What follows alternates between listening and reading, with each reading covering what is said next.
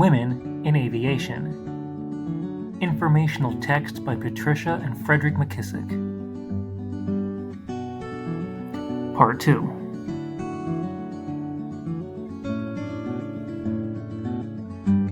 For almost 2 years, Coleman worked part-time as a manicurist and as a server in a Chicago chili parlor and saved every penny to finance her trip to France. Meanwhile, she learned to speak French, so when the time came, she'd be able to understand her instructors. In 1921, Coleman made it to France, where she found an instructor who was one of Tony Foker's chief pilots.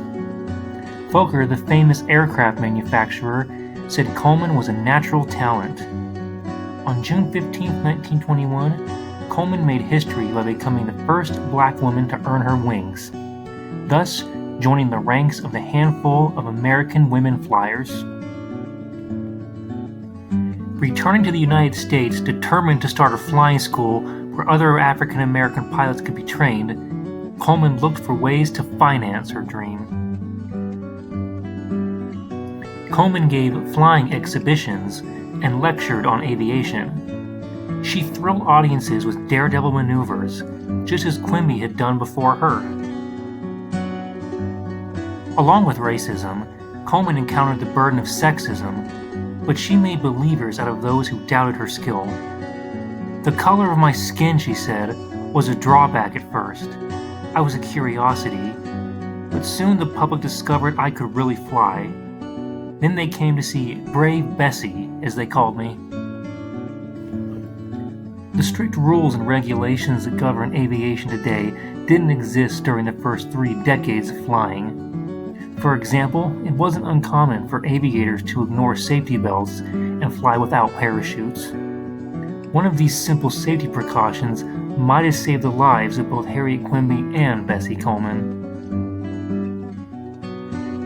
On July morning in 1912, Quimby and a passenger named William P. Willard set out to break an overwater speed record. When Quimby climbed to 5,000 feet, the French-made Blériot monoplane suddenly nosed down. Both Quimby and Willard were thrown from the plane and plunged to their deaths into Boston Harbor. The New York Sun used the opportunity to speak out against women flyers. Miss Quimby is the 5th woman in the world killed while operating an airplane. 3 were students, and their number thus far is 5 too many. The sport is not one for which women are physically qualified. As a rule, they lack strength and presence of mind and the courage to excel as aviators. It is essentially a man's sport and pastime.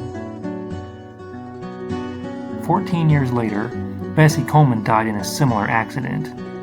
With almost enough savings to start her school, Coleman agreed to do an air show in Florida on May Day for the Negro Welfare League of Jacksonville. At 7:30 p.m. the night before, Coleman, accompanied by her publicity agent, William Wills, took her plane up for a test flight.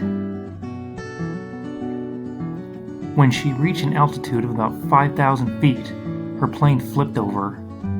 Coleman was thrown from the plane and plunged to her death April 30th, 1926.